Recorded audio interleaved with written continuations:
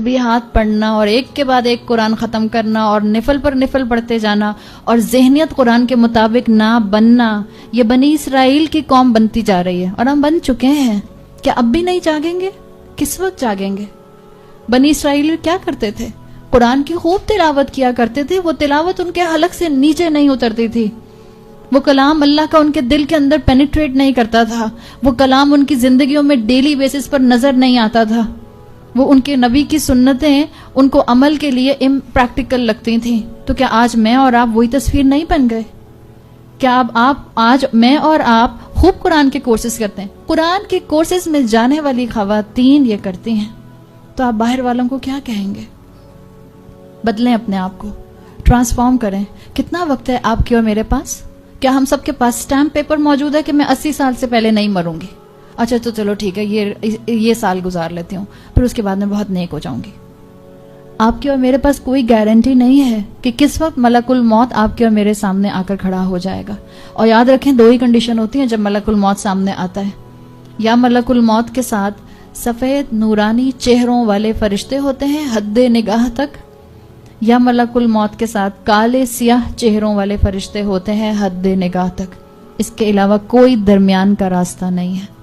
یا رائٹ ہے یا رانگ ہے، نو نیوٹرل پلیس. یا جنت ہے یا جہنم ہے، نو درمیان کی جگہ. ہاں وہ آراف پر کتنی دیر تک اللہ بٹھائے رکھے گا جو دیوار ہے، جو درمیان کی جگہ ہے، اللہ بہتر جانتا ہے. لیکن وہ بھی وہ لوگ ہوں گے جن کی نیکیاں اور گناہ برابر ہوں گے، اسکیل جن کے برابر ہو جائیں گے. ملک الموت تو 2 ہی کنڈیشن میں آئے گا، یا اپنے ساتھ نورانی فرشتوں کو لے کر آئے گا یا اپنے ساتھ سیاہ چہروں والے فرشتے کو لے کر آئے گا. کیا سوچا ہے آپ نے؟ میں نے کیا تیاری کی ہے؟ اس قرآن کو ہم کب تک ایک برکت کی کتاب بنا کر رکھیں گے؟ یہ برکت کی کتاب نہیں ہے، یہ صرف برکت کی کتاب نہیں ہے. چلیں یوں کہہ لیں، برکت کی کتاب اس طرح ہے، آپ اس کو پڑھیں گے آپ کو ثواب مل جائے گا. یہ برکت کے لیے نہیں بھیجی گئی. ہدی للناس، برکت للناس نہیں آتا، برکت نہیں ہے انسانوں کے لیے، اس لیے نہیں بھیجا اللہ نے اس کو. اللہ نے کہا ہدی للناس، یہ انسانوں کی ہدایت کے لیے ہے. کہاں ہے میری ہدایت اس کے مطابق؟ کہاں ہے؟ اپنے آپ سے پوچھیں، اپنے آپ کو جائے نماز پر بٹھائیں اور اللہ سے دعا مانگیں کہ اللہ میرا دل اس علم کے لیے کھول دے اور میرے اس 5 فٹ کے جسم کو اپنی اطاعت کے لیے کھول دے.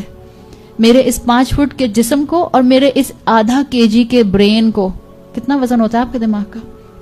اگر آپ کا اپنا وزن 50 kg ہے تو آپ کا جو برین ویٹ ہوتا ہے میکسیمم، کسی کا بہت بڑا بھی اگر ہیوی ویٹ دماغ ہو تو وہ 1 kg کا ہوتا ہے، اس سے زیادہ نہیں ہوتا.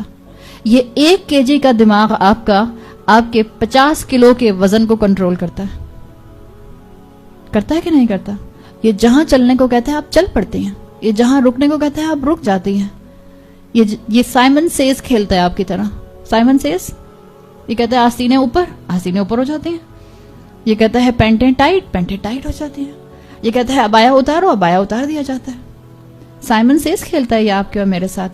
اس دماغ کو اللہ کے علم سے تازہ کریں، اس دماغ کو اللہ کا علم دیں، اس دماغ کو قرآن سے اٹیچ کریں، اس دماغ کو قرآن کے تفکر پر لے کر آئیں، ورنہ خالی برکت رہ جائے گی بالکل ایک خالی ونیئر کی طرح. تو اللہ سے خاص دعا مانگیں کہ اللہ میرے دل کو اس کلام کے لیے اور میرے اس 5 فٹ کے جسم کو عمل کے لیے کھول دے. اللہ ہم سب کے لیے اس دین کو سمجھنا اور اس پر عمل کرنا آسان بنا دے. اللہ ہمارا خاتمہ ایمان پر کرے. اللہ ہمیں ہمارے والدین کے لیے اور ہماری اولادوں کو ہمارے لیے بہترین صدقہ جاریہ بنائے.